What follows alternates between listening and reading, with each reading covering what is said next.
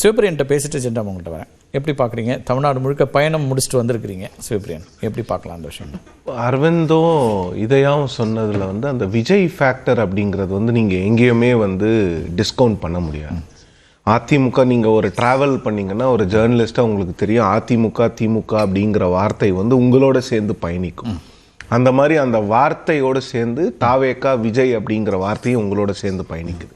எங்கே போனாலுமே பேச்சு கொடுக்கும்போது மக்கள்கிட்ட விஜய் அப்படிங்கிற வார்த்தையை ஒன்று அவங்களா எடுக்கிறாங்க, அப்படி எடுக்கலைன்னா நாம் கேட்குறோம் விஜயை பற்றி என்ன நினைக்கிறீங்க அப்படின்னும் போது பெரும்பான்மையான இடங்களில் என்ன ஆகுதுன்னா அது செக்ஷன்ஸில் தான் விஜய் அவர்களுக்கு பெருமளவில் சப்போர்ட் இருக்குது.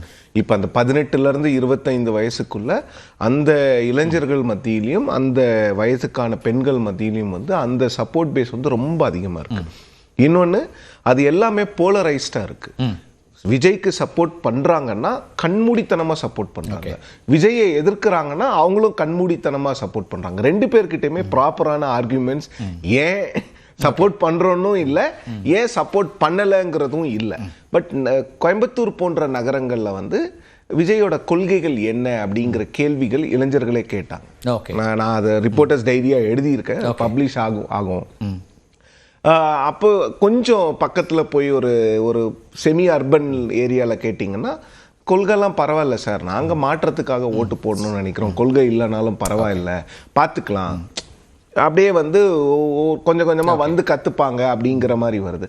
நீங்கள் இன்னும் ரூரலில் ஃபிஷர்மேன் வில்லேஜஸ்லலாம் போனீங்கன்னா அந்த சப்போர்ட் அப்படியே ஓவர்வெல்மிங்காக மாறுது. ஸோ அங்கேயும் கூட பார்த்தீங்கன்னா நான் பார்த்த வரைக்கும் மென் டிசைசிவாக இருக்காங்க. ஆஃப்டர் 40 years ஆஃப் ஏஜ் ஒன்று ஓட்டு போடுவோங்கிறத தெளிவாக சொல்கிறாங்க.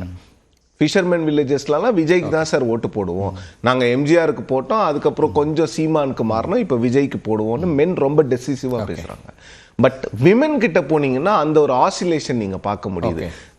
அண்டர் 45, above 45 to 60 ஒரு விதமாக பேசுகிறாங்க. அண்டர் 45ல ஏற்கனவே அதிமுக எஸ்பெஷலி ஜெயலலிதா அவர்களால் ஈர்க்கப்பட்டு இரட்டை இலைக்கு போனவங்க சார் அதை மறக்கணுமா, அம்மாவை மறந்துட்டு ஓட்டு போட முடியுமாங்கிறாங்க. ஆனால் அவங்க பேசுகிற விஷயங்கள் எல்லாமே எங்கே கொண்டு முடியுதுன்னா ஃபைனலாக அவங்க கன்வின்ஸ் ஆகி விஜய் கிட்ட தான் போவாங்கன்னு தெரியுது. அவங்க அந்த மாதிரி ஒரு ஆர்கியூமெண்ட்ஸ் வைக்கிறாங்க.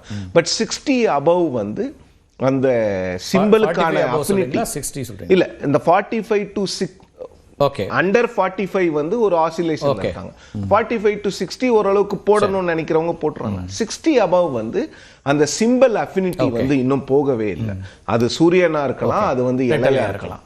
அது அந்த சிம்பிள் அஃபினிட்டி இன்னமும் அவங்க கட்சி பேரை சொல்லாம அந்த சிம்பிள் வச்சுதான் சொல்றாங்க சூரியன் ஜெயிக்கும் இல்ல இலை ஜெயிக்கும் அப்படிங்கறது. சோ எக்ஸ் ஃபேக்டர் விஜய் அப்படிங்கறத எல்லாருமே ஒத்துக்கிறீங்க. எக்ஸ் ஃபேக்டர் யார்கிட்ட இருந்து வாக்குகளை பிரிக்க போறார் அல்லது யாரோட வெற்றியை அவர் தீர்மானிக்கிறதா இருக்காரு, எப்படி பாக்குறீங்க அதை? சார், நான் பார்த்த வரைக்கும் அவர் எல்லாரோட வாக்குகளையும் பிரிக்கிறாரு. இப்போ நீங்க திமுக கட்சி வாரியா வந்தோம்னா திமுகன்னு எடுத்துக்கிட்டீங்கன்னா திமுகல இருந்து மைனாரிட்டி ஓட்ஸை ஒரு செக்ஷன் நிச்சயமா பிரிக்கிறாரு.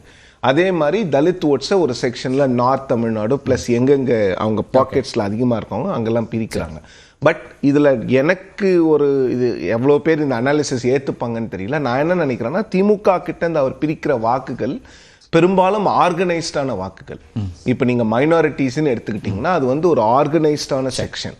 அந்த செக்ஷனை ரொம்ப ஸ்ட்ராட்டஜிக்காக ஓட்டு போடக்கூடிய கம்யூனிட்டிஸ் வேற.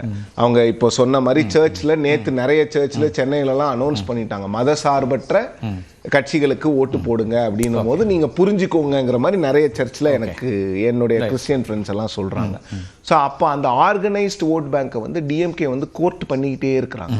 போய் அந்த ஆர்கனைஸ்டு ஓட் பேங்க்ல இப்போ ஒரு தொகுதியில் ஒரு பூத்தில் 100 கிறிஸ்டியன் ஓட்டு இருந்ததுன்னா ஒரு 50 ஓட்டு விஜய்க்கு போகிற மாதிரி இருந்துச்சுன்னா அந்த 50ல் அதை எப்படி 30 குறைக்கலாம் இல்லை 20 குறைக்கலாம்னு அந்த பர்டிகுலர் பீப்புள், அது பிஷப்ஸாக இருக்கலாம், அது சர்ச் ஃபாதர்ஸாக இருக்கலாம், யார் இன்ஃப்ளூயன்ஷியலாக அங்கே இருக்காங்களோ, ஜமாத் முஸ்லிம் ஓட்டுனா ஜமாத் அவங்க கிட்ட போய் பண்ணலாம்.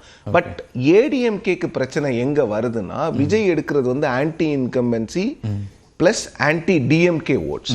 இந்த ஓட்டோடைய யாரு இந்த ஓட்டு ஆர்கனைஸ் பண்றா, ஆர்கனைஸ்ட் கிடையாது, அது அன்ஆர்கனைஸ்ட் ஓட், அது எல்லா இடத்துலையும் இருக்கும். அவங்கள போயிட்டு அவங்க டேப் பண்றதுங்கிறது கஷ்டமா இருக்கு. ஸோ நீங்க குவான்டிஃபை பண்ணீங்கன்னா இப்போ திமுகவினுடைய வாக்காளர்கள் 10 பேர் அதிமுக விஜய்க்கு போறாங்கன்னா அதிமுகவினுடைய வாக்காளர்கள் மினிமம் 15 பேர் போறாங்க. ஓகே. ஸோ அது எல்லா இடத்துலையும் பார்க்க முடியுது. இப்போ வந்து ஒரு இடத்துல போய் நீங்கள் வந்து கேட்டிங்கன்னா 2-3 கேள்வி கேட்டால் தான் நமக்கு வந்து நிறைய விஷயங்கள் புரியுது. ஏன்னா 2021 தேர்தலில் நீங்கள் என்ன போட்டிங்கன்னு கேட்டிங்கன்னா நிறைய பேர் டிஎம்கேன்னு சொல்கிறாங்க. அது வந்து ஒரு யூனிக் எலெக்ஷனாக நிறைய பேர் பார்க்குறாங்க. ஏன்னா கருணாநிதி அவர்களும் ஜெயலலிதா அவர்களும் மறைந்த பிறகு நடந்த ஒரு ஃபர்ஸ்ட் எலெக்ஷன். அதில் வந்து டிஎம்கே வரணும்னு நினச்சி நிறைய பேர்.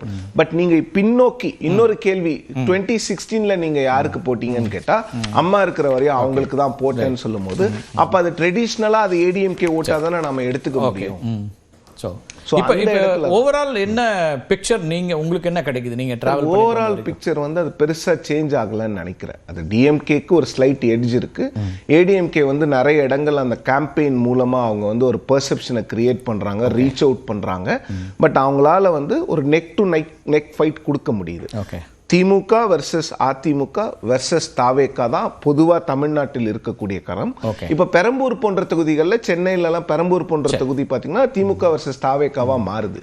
ஏன்னா அங்க அதிமுக இருந்திருந்தா நீங்க டிஸ்கவுண்ட் பண்ண முடியாது. இப்ப என்டிகே இந்த இடத்துல எங்க இருக்காங்க சார்? என்டிகேக்கு வந்து அவங்களுக்கு கடந்த தேர்தலில் இருந்த அந்த ஒரு எழுச்சி வந்து இந்த தேர்தலில் ஓட்டர்ஸ் வந்து நிறைய பேர் வந்து இந்த பக்கம் மாறுற மாதிரி இருக்கு. விஜய் பட் ஆனா அவர் ஐடியாலஜிக்கலா இருக்கிற ஓட்டு இல்ல, ஐடியாலஜிக்கலான ஓட்டு மாறுகள் அப்படிங்கிறது இல்ல சார். ஐடியாலஜிக்கலான ஓட்டு மாறும். ஏன்னா நீங்க திமுக சொன்ன அந்த லாஜிக் ஒரு கோர் ஓட் பேங்க் வந்து பெருசா சுவிட்ச் ஓவர் ஆகாது, ஆனாலும் அங்க பேசிடுவாங்க அப்படின்றீங்க. அதே விதமா நாம் தமிழருக்கும் இங்க வந்து 8% ஓட்டு வச்சிருக்காருல்ல, அதுல வந்து ஒரு 2% மினிமம் அவருக்கு குறையும். அது வந்து ஒரு ஃப்ளோட்டிங்கா வந்து பேசலாம். முதற்கட்ட கருத்தை எடுத்துக்கிறேன். திரு ஜென்ராம், நீங்க எப்படி பாக்குறீங்க? அதாவது திரு பாலச்சந்திர அவர்களையும் நிகழ்ச்சிக்கு வரவேற்கிறேன். எஸ். விஜய்க்கு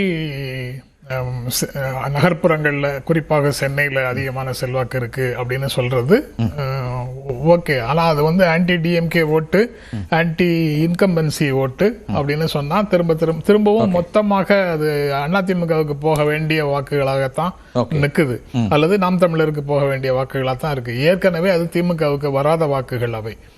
அதனால விஜய்க்கு செல்வாக்கு அதிகமாக வருதுன்னா அது கவலைப்பட வேண்டியது அதிமுக தான். திமுகவில் இருந்தும் வாக்குகள் போகுது அப்படின்னு சொல்றாங்க. அது திமுகல இருந்து 5 போச்சுன்னா 20 அதிமுகல இருந்து போகும், அல்லது 15 அதிமுகல இருந்து போகும். ஆனா சிவப்பிரியன் சொல்லும்போது 10-15 அப்படின்னு சொல்றாரு. திமுக இருந்து 10 போச்சுன்னா 15 போகும்னு சொல்றாரு. அப்போ திமுக இருந்து 10 ஓட்டு ஏன் போகுது, 10% ஏன் போகுது அப்படின்னு பார்க்க வேண்டியது அவசியமாகுது. இப்ப எம்ஜிஆர் போகும்போது திமுக ஓட்டு போச்சு இல்ல, ஒரு 20-25 ஓட்டு புது ஃப்ரெஷ்ஷா ஓட்டு போடுறவங்க தவிர 25 ஓட்டு வந்ததுன்னா 15 அங்கேயும் 10 இங்கேயும் சொல்றாரு. அது எம்ஜிஆர் கட்சியை விட்டு வெளியில போறாரு அப்படின்னா திமுக இருந்து போறாரு. திமுகவோடு அவருக்கு லாங் அசோசியேஷன் இருக்கு. அதனால திமுகவினுடைய ஓட்டுகள் போவதற்கான லாஜிக் புரியுது. அதே மாதிரி வைகோவுக்கும் ஒரு 8 மாவட்ட செயலாளர்கள் போனாங்க. ரொம்ப நாளா திமுகல இருந்தாரு. திமுகவினுடைய கோட்பாடுகள் அவர் ரத்தத்துல ஊறி போனதாக பேசிட்டு இருந்தாரு. அப்படி இருக்கும்போது அவர் போகும்போது இங்கேருந்து போறதுக்கான லாஜிக் இருக்கு. விஜய்க்கு போற வாக்குகளுக்கான லாஜிக் என்னன்னு எனக்கு தெரியல. ஒண்ணு, அது வந்து ஆர்கனைஸ்டா மைனாரிட்டிஸ் வாக்குகள்னு சொல்றாங்க. அதை கூடிய வரைக்கும் திமுக தடுத்துடுச்சு அப்படின்னு சொல்றாரு.